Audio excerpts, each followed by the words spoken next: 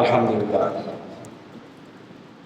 মহান আল্লাহ তাআলার শুকরিয়া আদায় করছি যিনি আমাদেরকে স্বৈরাচার, রক্ত পিপাসু জালিম, ইসলাম বিদ্বেষী নব্য ফেরাউনের জুলুম থেকে যেই মহান রব আমাদেরকে মুক্তি দিয়েছেন, সেই মহান রব রব্বুল আলামিনের শুকরিয়া আদায় করছি। শুরুতেই যেই মহান রব এই জাতিকে স্বৈরাচার, বর্বর, রক্ত পিপাসু জালেম নব্য ফেরাউন থেকে মুক্তি দিয়েছেন, শুরুতে সেই মহান আল্লাহ তাআলার শুকরিয়া আদায় করি। সকল বলি আলহামদুলিল্লাহ।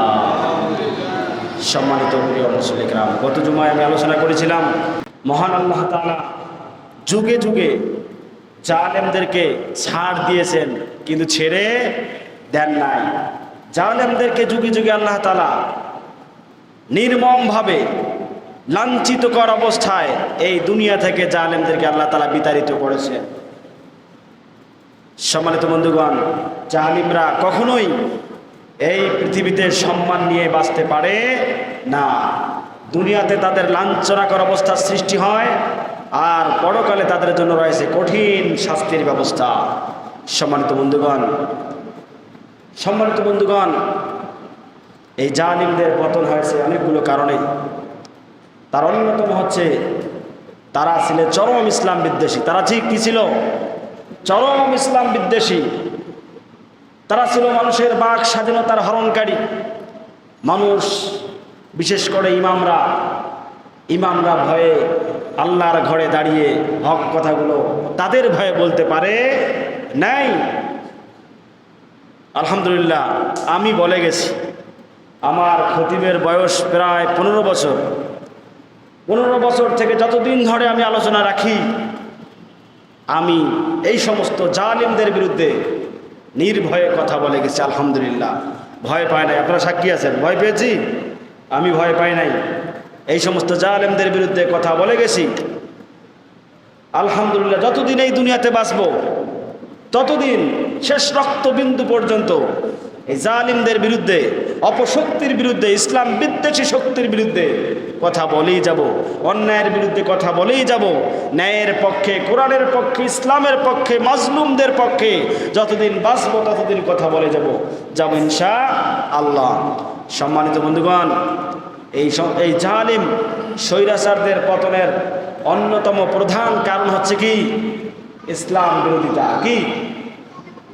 95% মুসলমানের দেশে ইসলামের বিরুদ্ধে অবস্থান নিয়ে কখনো ক্ষমতাকে দীর্ঘায়িত করা যায় না।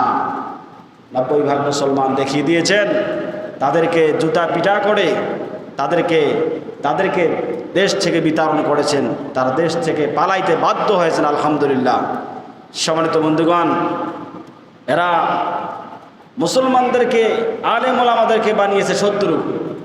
আর 2-4টা নাস্তিক মোরতাদ দাদাবাবুদেরকে খুশি করার জন্য 2-4টা নাস্তিক মোরতাদদেরকে তারা পৃষ্ঠপোষকতা করেছেন। নাস্তিক মোরতাদদেরকে, ইসলাম বিদ্বেষী শক্তিদেরকে তারা লালন পালন করেছেন শুধুমাত্র বাবুদের খুশি করার জন্য। তারা এই কথা ভাবেন নাই সর্বশক্তিমানকে আল্লাহ তাআলা, তিনি ফাআলুল লিমা ইউরিদ, তিনি যা ইচ্ছা তাই করতে পারেন। আমরা কি কল্পনাও করতে পেরেছি এত তাড়াতাড়ি এই অপশক্তির বিদায় হবে? আমরা কল্পনাও করতে পারি নাই। অথচ আল্লাহ তাআলা আমাদেরকে আল্লাহ তাআলা হঠাৎ করে একটা বিশাল বিজয় দান করছেন। সুবহানাল্লাহ। গান্ধী এখন থেকে আলেমরা উন্মুক্তভাবে কথা বলতে পারবেন। এখন থেকে তাফসির মাহফিলে আর বাধা হবে না। এখন থেকে কোরআনের মাহফিলে আর বাধা হবে না। আর আলেমদেরকে অন্যায়ভাবে গ্রেফতার করে রিমান্ডের নামে নির্যাতন করা হবে না, ঠিক কিনা? আর আলেমদেরকে অন্যায় বিচার করে ট্রাইব্যুনাল কায়েম করে ফাঁসির দড়িতে ঝুলানো যাবে না ইনশাআল্লাহ। সম্মানিত বন্ধুগণ, ইনশাআল্লাহ আশা করছি আগামীর দেশ ইসলামের দেশ, কোরআনের দেশ। কি আপনারা খুশি না বেজার? খুশি, কিন্তু মনে হচ্ছে না যে আপনারা খুশি। অনেকে আছে এই অপশক্তির বিদায়ের কারণে খুব বেজার। আছে না নাই? এরা মুসলিম না, এরা মুনাফিক, ঠিক কিনা? যেখানে ইমানদার, পরেজগার, মুত্তাকি আল্লাহর ওলিরা খুশিতে বাকবাকুন, তখন কিছু নামধারী মুসলিম নামে মুনাফিক এই জালিমের বিদায়ের কারণে তারা খুব বেজার, মন কালা। সম্মানিত বন্ধুগণ, এরা কপাল পড়া। প্রিয় উপস্থিতি মুসল্লি کرام, এই দুঃশাসন, এই স্বৈরাচার, এই নব্য ফেরাউনের পতনের কিছু কারণ আছে। কারণ সমূহের মধ্যে আমি বললাম, 1 নম্বর হচ্ছে ইসলাম বিরোধিতা, আর নাস্তিক মুরতাদ বেঈমানদের পৃষ্ঠপোষকতা। এটা হচ্ছে 1 নম্বর কারণ।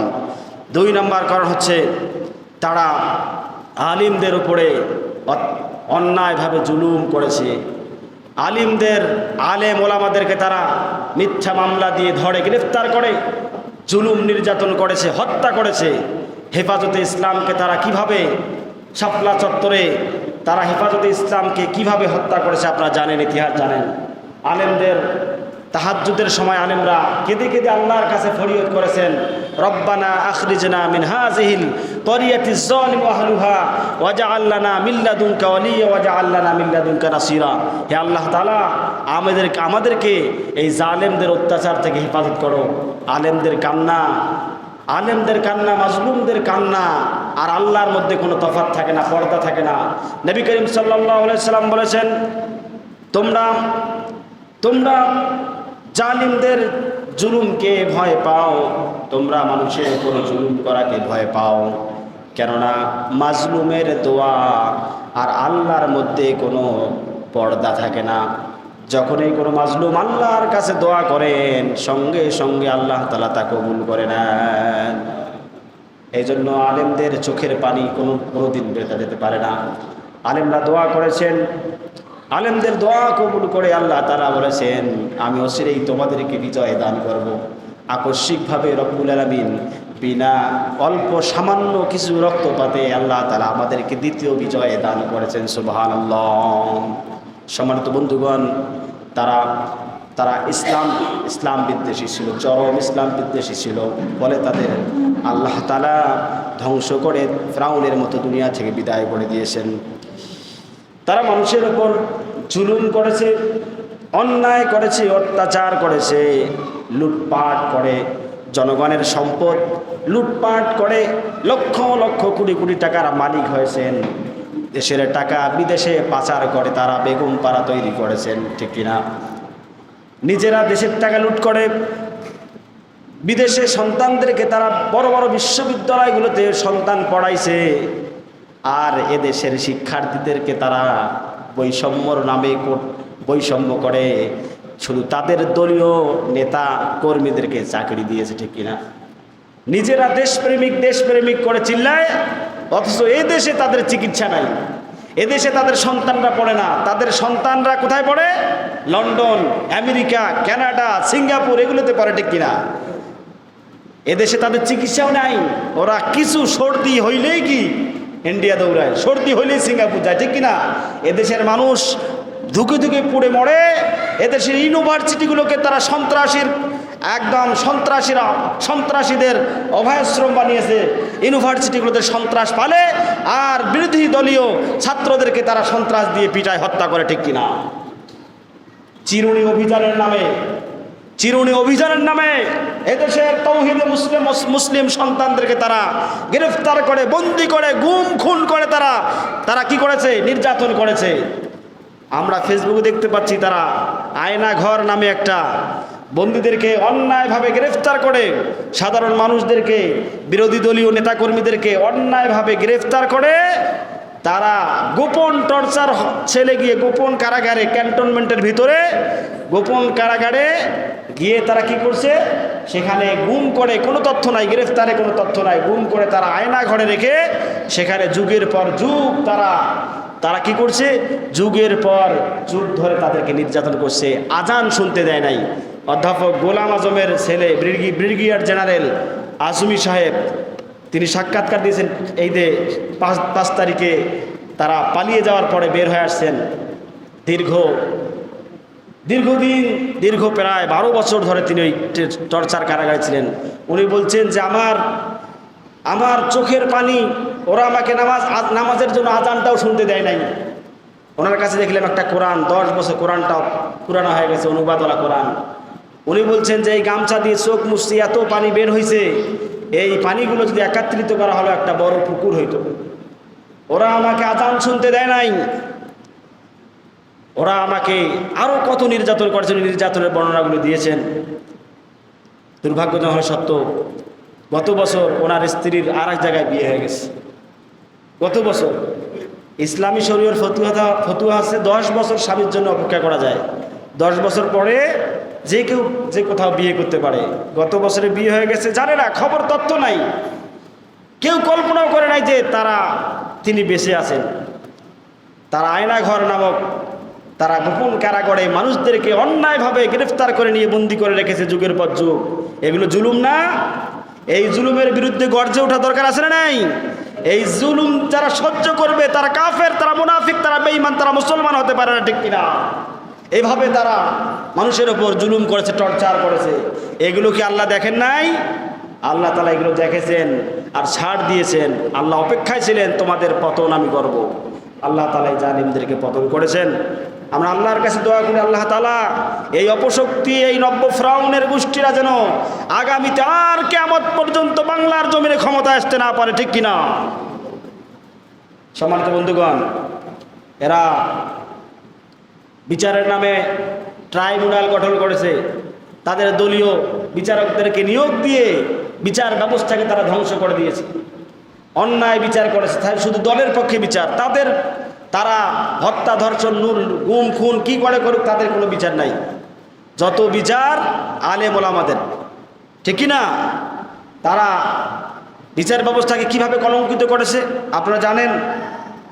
যে জামাতে ইসলামের নেতা কাদের মোল্লা, কি নাম? কাদের মোল্লাকে তারা প্রথমে রায় দিল কি যাবজ্জীবন। পরে শাহবাগী এই ইমরান এই সরকারের নেতৃত্বে শাহবাগী কুকুরদের আন্দোলনের কারণে তারা কি করলো, ওরা ওই আন্দোলন তারা গড়ছে। যাই, এটা কেমন কথা, কি রায় দিলাম? তারা পরে এই যাবজ্জীবনকে ঘুরিয়ে আবার ফাঁসিতে তারা ফাঁসির রায় দিয়ে নিরপরাধ ভদ্র চরিত্রবান ইসলাম প্রিয় লোকটিকে তারা হত্যা করেছে, ঠিক কিনা? এরপরে আল্লামা দেলোয়ার হোসেন সাঈদীর রায় দিয়েছিল ফাঁসির। কি দিয়েছিল? ফাঁসির রায় দিয়েছিল।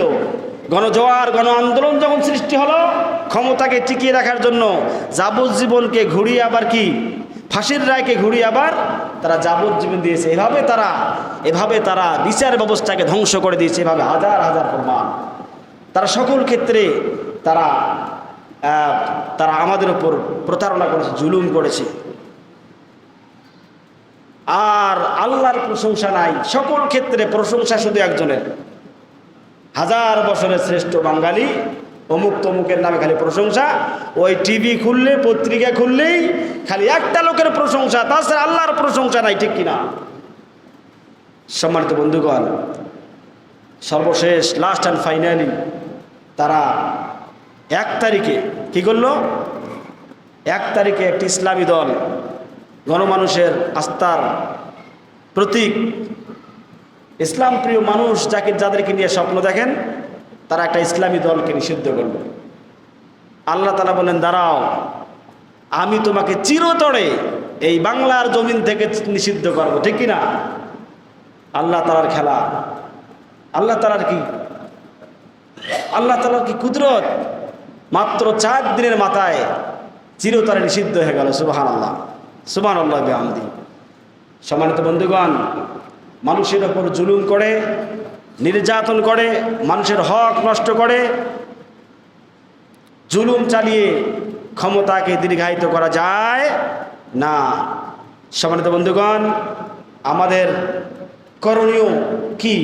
আল্লাহ তাআলা আমাদেরকে বিজয় দান করেছেন। বিজয় দেওয়ার মালিক কে? নাকি ছাত্ররা আন্দোলন করে বিজয় আনছেন? কথা বলেন। আমরা তো প্রশংসায় ভাসছি, ছাত্ররা আমাদেরকে আন্দোলন করে বিজয় এনে দিয়েছেন। আমরা প্রশংসা করি 71-এ যারা স্বাধীনতার যুদ্ধ করেছেন তাদের প্রশংসা করি। 52-এ যারা ভাষা আন্দোলনের বিরুদ্ধে, স্বৈরাচারী পাকিস্তানি বাহিনীর বিরুদ্ধে যারা কথা বলেছেন, যারা শহীদ হয়েছেন তাদের প্রশংসা করি। কিন্তু আমাদেরকে যিনি বিজয় দান করেন তিনি কে? আল্লাহ তাআলা। সেই আল্লাহ তাআলার প্রশংসা আমরা করি না।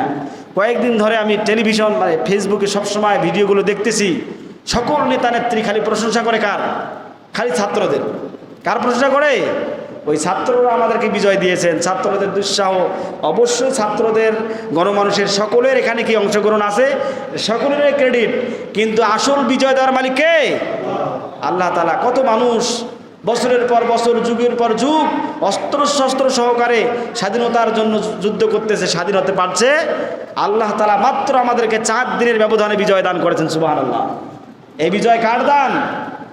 আল্লাহ তাআলা। এই জালিমের জুলুম থেকে, নব্য ফিরআউনের জুলুম থেকে মুক্তি দিয়েছেন সেই মহান আল্লাহ তাআলা।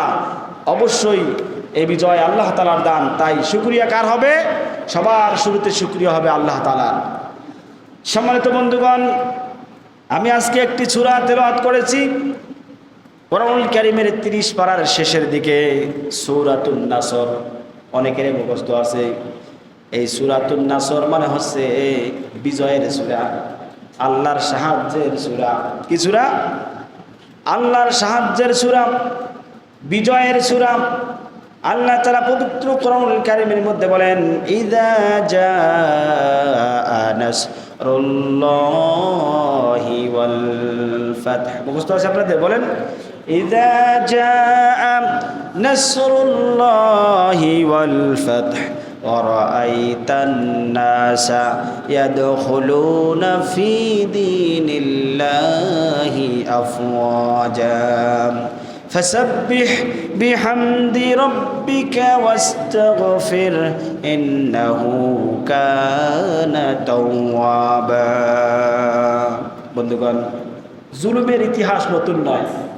যুগে যুগে নবী রাসূলদের উপর অবর্ণনীয় জুলুম করেছে তদানীন্তন সময়ের স্বৈরাচার জালিমরা, ঠিক কিনা?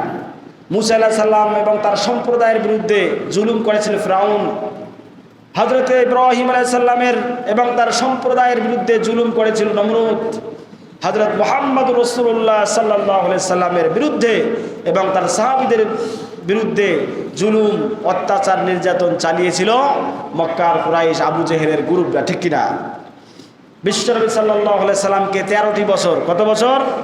মক্কার জীবনে 13 বছর, নবুয়তের জীবন কয় বছর? 13 বছর। এমন কোনো নির্যাতন নাই যে তারা বিশ্বনবী সাল্লাল্লাহু আলাইহি সাল্লামকে করেন নাই। মক্কা থেকে বিশ্বনবী সাল্লাল্লাহু আলাইহি সাল্লাম হিজরত করে মদিনায় গেলেন। মদিনায় গিয়ে ইসলামের দাওয়াত দেওয়া শুরু করলেন। মক্কার স্বৈরাচার কাফেরেরা তারা ভয় পাইলেন মুহাম্মদ সাল্লাল্লাহু আলাইহি সাল্লাম সেখানে গিয়ে শক্তি সঞ্চার করে আবার তারা মক্কা আক্রমণ করবে। হ্যাঁ, তাহলে আমাদের ক্ষমতা চলে যাবে। শুধু জালিমরা ক্ষমতা টিকিয়ে রাখার জন্য যা করা দরকার তাই করতে চায়, ঠিক কিনা? এটাই ইতিহাস। মদিনায় গেলেন বিশ্বনবী সাল্লাল্লাহু আলাইহি সাল্লাম, সেখানে তিনি ভালোভাবে আছেন, কোনো সমস্যা নাই। কিন্তু কাফেররা, আবু জেহেলের গোষ্ঠীরা, স্বৈরাচার জালিমরা তারা কি করলো? মদিনায় মুহাম্মদ সাল্লাল্লাহু আলাইহি সাল্লামকে, মদিনার বুকেও মুহাম্মদ সাল্লাল্লাহু আলাইহি সাল্লাম এবং তার ইসলামকে মূলোৎপাটন করার জন্য ষড়যন্ত্র শুরু করে দিল। ফলে মাত্র হিজরতের 2 বছর পরে যুদ্ধ করতে হলো। নিরস্ত্র বাহিনী মুসলমানরা 313 জন, আর কাফেররা সশস্ত্র বাহিনী 1000+, তাদের বিরুদ্ধে যুদ্ধ হয়েছিল, আমরা জানি। এই যুদ্ধে আল্লাহ তাআলা মুসলমানদেরকে বিজয় দান করেছেন। সুবহানাল্লাহ। ঠিক কয়েক বছর পর আরও কিছু যুদ্ধ হয়েছে। মাত্র অল্প কিছুদিনের মধ্যে আল্লাহ রসুল সাল্লাল্লাহু আলাইহি সাল্লাম অনেকগুলো সৈন্যবাহিনী নিয়ে বিনা রক্তপাতে বিশ্বনবী সাল্লাল্লাহু আলাইহি সাল্লাম মক্কা জয় করেছিলেন, ঠিক কিনা? মক্কা বিজয়ের ইঙ্গিত দিয়ে আল্লাহ তাআলা এই সূরাটা নাজিল করেছেন। কি বিজয়ের? মক্কা বিজয়। এই যে প্রায় 15-20 বছর নির্যাতিত হওয়ার পরে বিশ্বনবী সাল্লাল্লাহু আলাইহি ওয়াসাল্লামকে আল্লাহ তাআলা সুসংবাদ দান করলেন, হে রাসূল, অচিরেই আল্লাহর পক্ষ থেকে বিজয় এবং সাহায্য আসবে। আপনি দেখতে পাবেন লোকেরা দলে দলে ইসলামের মধ্যে প্রবেশ করছে। সম্মানিত বন্ধুগণ, বিশ্বনবী সাল্লাল্লাহু আলাইহি ওয়াসাল্লাম তিনি প্রায় 10,000 তার সাহাবীদেরকে নিয়ে মক্কা অভিমুখে রওনা দিলেন।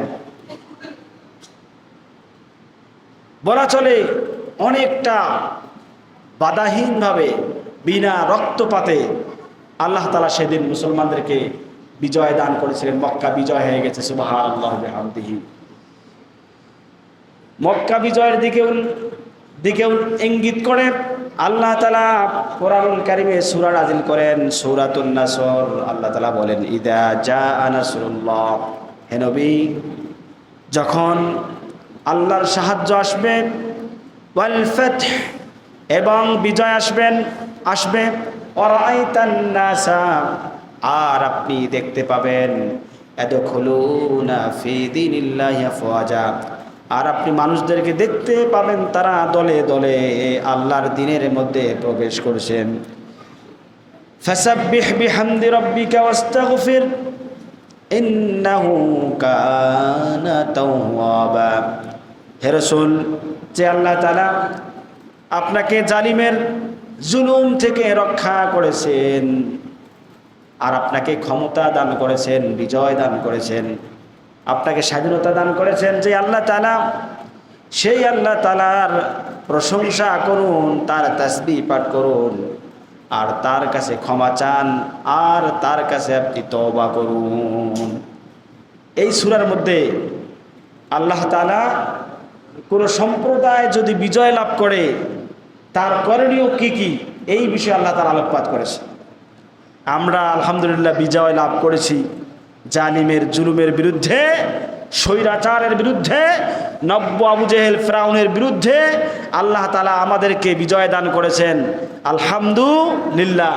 এখন আমাদের করণীয় কি? বিজয় লাভ করার পরে ওই জালিমদের মতো তাদের বিরুদ্ধে কি জুলুম করা, এটা কি উচিত হবে? না। বিশ্বনবী সাল্লাল্লাহু আলাইহি সাল্লাম মক্কা বিজয়ের পরে কারো প্রতি কোনো প্রতিশোধ নেননি। কি সুন্দর তিনি আমাদেরকে শিক্ষা দিয়ে গেছেন। কিন্তু আমি দুর্ভাগ্যজনক হলে সত্য যে আমি দেখতে পেলাম আমরা জাতি অত হতবাক হয়েছে, ছাত্ররা আন্দোলন করে বিজয় লাভ করলো, আর কিছু কুলাঙ্গার, কিছু সন্ত্রাসী যারা আমাদের এই বিজয়কে ম্লান করে দেওয়ার জন্য তারা লুটপাট শুরু করলো, ঠিক কিনা? লুটপাট শুরু করলো, বঙ্গভবন থেকে একদম যা আনা দরকার কিচ্ছু বাদ দেয় নাই। আলু, পটল, কাপড়ের যা আছে, যেগুলো মুখেও বলা যায় না, সব লুটপাট করলো। কি অবস্থা! এই জাতির ইসলামিক জ্ঞান না থাকলে যা হয়, এক গ্রুপ সেখানে গিয়ে আল্লাহর নামে তাকবীর দিল, 2 রাকাত তারা শুকরিয়ার নামাজ আদায় করলো, করে নাই? দেখেন নাই? কেউ নামাজ পড়লো, আর কেউ হাঁস, মুরগি, কবুতর, একদম শেয়া, ব্লাউজ যা আছে সব নিয়ে কি বঙ্গবন্ধুকে লুটপাট করলো। কি অবস্থা! জাতির ইসলামিক জ্ঞান না হলে যা হয় এগুলো করলো। এগুলো কি ইসলামে মানে আল্লাহ তাআলা যদি কাউকে বিজয় দান করে এগুলো করা যাবে? কোনো বিরোধী দলীয় নেতা নেত্রীর বাড়িতে আগুন দেওয়া যাবে? কাউকে গণপিটুনি দিয়ে হত্যা করা যাবে? টোটালি নিষিদ্ধ। এই কাজগুলো আমরা হতে দেখেছি। যারা করেছে তারা মানুষ না, তারা পশু। এটা ইসলামের আদর্শ হতে পারে না। আমার যতই শত্রু হোক, বিজয় লাভ করার পরে প্রতিপক্ষকে কখনোই আঘাত করা যাবে না, ক্ষমা করে দিতে হবে। বিশ্বনবী সাল্লাল্লাহু আলাইহি সাল্লাম যখন বিজয় করলেন, কাফেররা ভয় পেয়েছিলেন। মক্কার কাফেররা কি, যারা জুলুম করেছে এত দীর্ঘদিন, এই জুলুম যারা করেছে, ওরা মনে করছে যে এবার মুহাম্মাদের হাত থেকে আর বাঁচার বুদ্ধি নাই। তারা ভয়ে কাঁপতেছিল, দৌড়াদৌড়ি ছুটাছুটি করলেন। আল্লাহ রাসূল বললেন যে দাঁড়াও, লম্বা ঘোষণা দিয়ে দিলেন। বিশ্বনবী সাল্লাল্লাহু আলাইহি সাল্লাম বললেন, সবচেয়ে বড় শত্রু ছিল আবু জেহেল, তো আগেই কেল্লা খতম হয়েছে, হয় নাই? বদর যুদ্ধে আবু জেহেল শেষ, বড় নেতা শেষ। তখন নেতৃত্বে আবু সুফিয়ান, আবু জেহেলের জামাই, সে ছিল আবু জেহেলের স্থলাভিষিক্ত। আবু জেহেল মারা যাওয়ার পরে আবু জেহেলের দায়িত্বটা কে নিয়েছিল? তার জামাই আবু সুফিয়ান। আল্লাহ রাসূল সর্বপ্রথম বললেন যে আবু সুফিয়ানের ঘরে যারা ঢুকবে তারা নিরাপদ। সুবহানাল্লাহ। আবু জেহেলের ঘরে যারা থাকবে, অবস্থান করবে, তারা নিরাপদ। কাবা শরীফে যারা থাকবে তারা নিরাপদ। যারা নিজ নিজ ঘরে থাকবে তারাও কি নিরাপদ। আজকে আমি আমার ভাই ইউসুফ আলাইহিস সালামের সুরে সুর মিলিয়ে বলতে চাই, আজকে তোমাদের প্রতি আমার কোনো অভিযোগ নাই, আমি তোমাদেরকে ক্ষমা করে দিলাম। সুবহানাল্লাহ। এই ছিলেন আমাদের নবী, বিশ্বনবী মুহাম্মদ সাল্লাল্লাহু আলাইহি সাল্লাম। বিজয় আসার পরে এভাবে ক্ষমা করে দিতে হবে প্রতিপক্ষকে। প্রতিপক্ষ জালিমদেরকে তাদের মতো করে নির্যাতন করলে তো তার আর আমার মধ্যে কি পার্থক্য থাকলো, ঠিক কিনা? ক্ষমার রয়েছে অনেক গুণ।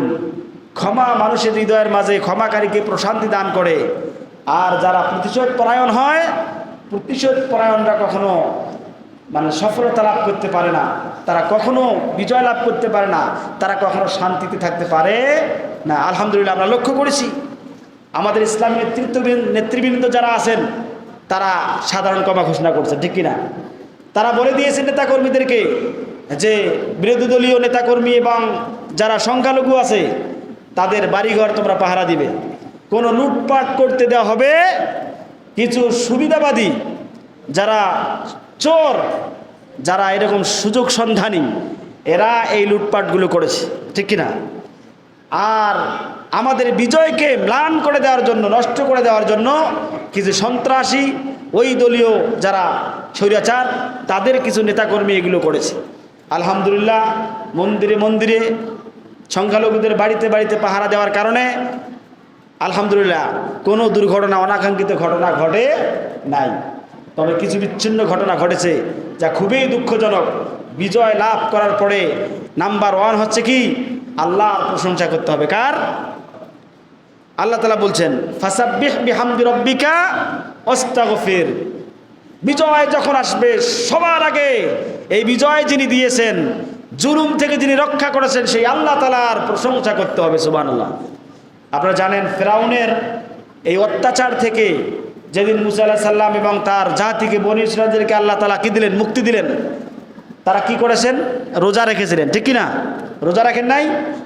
এরপরে বিশ্বনবী সাল্লাল্লাহু আলাইহি সাল্লাম মক্কা থেকে মদিনায় হিজরত করে যাওয়ার পরে বিশ্বনবী সাল্লাল্লাহু আলাইহি সাল্লাম দেখলেন যে ইহুদিরা কি আশুরার 10 তারিখ, আশুরার 10 তারিখ আসলে রোজা রাখে। জিজ্ঞাসা করো কেন তোমরা রোজা রাখো? বললেন যে এই তারিখে আল্লাহ তাআলা আমাদের ইহুদিদেরকে, বনী ইসরাঈলদেরকে এবং আমাদের নবীকে ফেরাউনের নির্যাতন থেকে মুক্তি দিয়েছেন। শুকরিয়া স্বরূপ, প্রশংসার স্বরূপ আমরা রোজা রাখি। সুবহানাল্লাহ। এই জন্য যখনই আল্লাহ তাআলা বিজয় দান করবেন, সমস্ত বিজয় কার পক্ষ থেকে? বিজয় কোনো ব্যক্তির ক্রেডিট নয়, আল্লাহ তাআলা বিজয় দান করেন। তিনি কেবলমাত্র মানুষকে ক্ষমতাচ্যুত করেন, ক্ষমতা দান করেন, ঠিক কিনা? তিনি সরাসরি করেন না। কিন্তু কি, যদি আমি বর্তমান যারা জয়ী হয়েছে, যারা শাসন করছে, তারাও যদি জুলুমের নীতি অবলম্বন করে, আল্লাহ তাআলা অচিরেই তাদের কোনো ক্ষমতা থেকে নামিয়ে আর এক শক্তিকে ক্ষমতা দান করবেন, ঠিক কিনা? কারণ ক্ষমতা চিরস্থায়ী নয়। সম্মানিত বন্ধুগণ, তাহলে শুরুতে কি প্রশংসা কার? আল্লাহ তাআলার। এরপরে আল্লাহ তাআলা বলেন ফাসাব্বিহ বিহামদি রাব্বিকা ওয়াস্তাগফির। এরপর আল্লাহর কাছে ক্ষমা চাইতে হবে। আল্লাহ তাআলা আমাদেরকে ক্ষমা করে দাও, মাফ করে দাও। আমরা যদি কোনো অপরাধ করে থাকি, অন্যায় জুলুম করে থাকি, মালিক দয়া করে আমাদেরকে মাফ করে দাও। ক্ষমতায় পাওয়ার পরে মানুষ মুমিনদেরকে নমনীয় হতে হবে, অহংকারী হওয়া যাবে না। যারা ক্ষমতায় গিয়ে অহংকারী হয়, এটা দ্রুত পতন হয়, ঠিক কিনা? আর ক্ষমতায় যাওয়ার পরে যারা নমনীয় হয়, গোলাম হয় জাতির জন্য, তাদের মর্যাদা আল্লাহ বাড়িয়ে দেন, তাদের সম্মান আল্লাহ তাআলা বাড়িয়ে দেন, তাদের সম্মানজনক অবস্থান সৃষ্টি হয়। সম্মানিত বন্ধুগণ, ইতিহাস সাক্ষী, ক্ষমতায় আসার পরে এজিদ কি করেছিল? জুলুম করেছিল। আল্লাহ তার এমন পরিণতি করেছেন, তার নামে আর কেউ নামও রাখেন।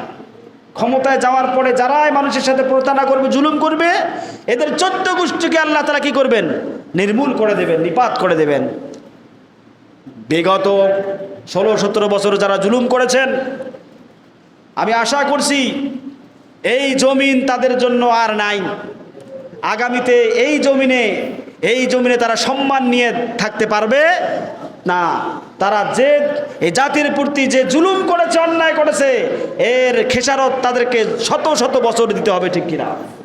সম্মানিত বন্ধুগণ, প্রিয় বন্ধুগণ, তাহলে বিজয়ের প্রশংসা স্বরূপ 1 নম্বরে আল্লাহর প্রশংসা করতে হবে, 2 নম্বরে ইস্তিগফার করতে হবে, 3 নম্বরে আল্লাহ তাআলা বলছেন তওবা করতে হবে। ইন্নাহু কানা তাওয়াবা। তওবা মানে হচ্ছে আল্লাহর দ্বীনের দিকে ফিরে আসতে হবে, আল্লাহর দ্বীনের দিকে ফিরে আসতে হবে। এরপরে 4 নম্বর হচ্ছে ক্ষমা করে দিতে হবে। হ্যাঁ, বলবো, সমস্যা নেই। ছাদ ঢালাই হবে, সবাই জানে, সবাই সহযোগিতা করেছেন, সবাই করবে ইনশাআল্লাহ। আল্লাহ। সম্মানিত বন্ধুগণ, এরপরে আমাদেরকে যেটা করতে হবে যে ক্ষমা করে দিতে হবে, যা আমি বললাম। 3 নম্বর আছে সৎ কাজের আদেশ, অসৎ কাজে বাধা দিতে হবে। আল্লাহ তাআলা পবিত্র কোরআনুল কারীমের মধ্যে বলেছেন, আল্লাযীনা ইম্মাক্কান্নাহুম ফিল আরদি আকামুস সালাতা ওয়া আতুজ যাকাতা ওয়া আমারু বিল মা'রুফি ওয়া নাহাউ আনিল মুনকার। আল্লাহ তাআলা বলেছেন, আমি যাদেরকে ক্ষমতা দেব, আমি যাদেরকে বিজয় দান করব, ক্ষমতা দেব, তাদের কয়েকটা কর্মসূচি হচ্ছে, তারা 1 নম্বরে নামাজ কায়েম করবে, 2 নম্বরে যাকাত আদায় করবে, 3 নম্বরে সৎ কাজের আদেশ দেবে, আর 4 নম্বরে তারা অন্যায় দেখলে বাধা দান করবে। যারা ক্ষমতা পাবে, যারা ক্ষমতায় যাবে, তাদের কাজ হচ্ছে অন্যায়ের বাধা দেওয়া, সমাজে আর কোনো অন্যায় করতে না দেওয়া। জ্বালাও পোড়াও হত্যা এগুলো আর করতে দেওয়া যাবে না। বর্তমানে একটা ক্রাইসিস চলছে, আলহামদুলিল্লাহ তত্ত্বাবধায়ক সরকার গঠন হয়েছে, অচিরেই সন্ত্রাসীদের, জালিমদের এই সমস্ত জুলুম, চোর ডাকাতদের এই সমস্ত হামলা, এই সমস্ত সন্ত্রাসী কর্মকাণ্ড, জ্বালাও পোড়াও ইনশাল্লাহ দূর হয়ে যাবে। একটা সুন্দর, একটি ন্যায় ইনসাফপূর্ণ সোনার বাংলাদেশ আমরা ইনশাল্লাহ পাবো, আল্লাহর কাছে আশা করছি। এরপরে যেটা করবে, অহংকার পরিত্যাগ করতে হবে। এরপরে জালিমদের পদাঙ্ক অনুসরণ করা যাবে না। আগের জালিমরা যে সমস্ত জুলুম করেছে, ঠিক যারা ক্ষমতায় গেছে বর্তমানে, তারাও আর জুলুম করতে পারবে না, জুলুম করা যাবে না। তা না হলে আল্লাহ তাআলা এই বিজয়কে ছিনিয়ে নেবেন। এরপরে সংখ্যালঘুদের কথা বললাম, যে সংখ্যালঘুদের রক্ষা করতে হবে। সংখ্যালঘু বলতে কিছুই নাই, সবাই যারাই বাংলাদেশে জন্মগ্রহণ করেছে তারাই এদেশের জনগণ। এখানে কারো মর্যাদা বেশি, কারো কম, এটা নয়, এটা ইসলামের দৃষ্টি নয়। এদেশে যারাই জন্মগ্রহণ করেছেন, যারাই নাগরিক, তারাই কি সমান অধিকার ভোগ করবে, তাদের উপর জুলুম করার কারো অধিকার নাই। এই সংখ্যালঘু আর সংখ্যাগুরু এগুলো বানিয়েছে ধান্দাবাজ স্বৈরাচার রাজনীতিবিদরা, ঠিক কিনা? তারা এই সংখ্যালঘু আর সংখ্যাগুরুর একটা ইস্যু তৈরি করে, তারা কি করে, ক্ষমতাকে দীর্ঘায়িত করতে চায়।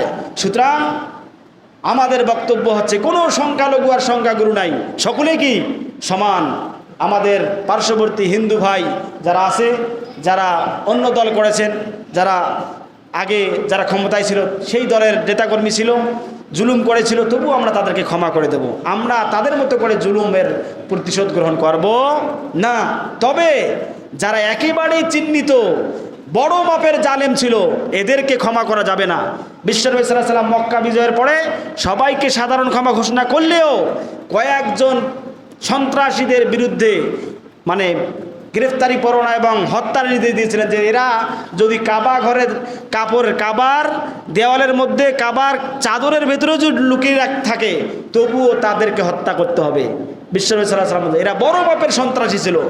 এই বাংলাদেশেও যারা সন্ত্রাসী কর্মকাণ্ড করেছে, বড় মাপের জুলুম করেছে, যেমন ডিবি হারুন, ঠিক কিনা? তারপরে কি বিপ্লব কুমার, কাউয়া কাদের, এই যে বড় বড় যেগুলো সন্ত্রাসী আছে, হ্যাঁ, এদেরকে অবশ্যই বিচারের আওতায় এনে কঠিন বিচার করতে হবে, ঠিক কিনা? আর সাধারণ মানুষদেরকে কি করতে হবে? ক্ষমা করে দিতে হবে। কারো বাড়ি পড়া যাবে না, হামলা করা যাবে না, কারো উপর কোনো জুলুম করা যাবে না। খুন, গুম, জ্বালাও পোড়াও, অশ্লীলতা, বেহায়াপনা, এগুলোর সাথে আমাদের কোনো সম্পর্ক থাকা যাবে না।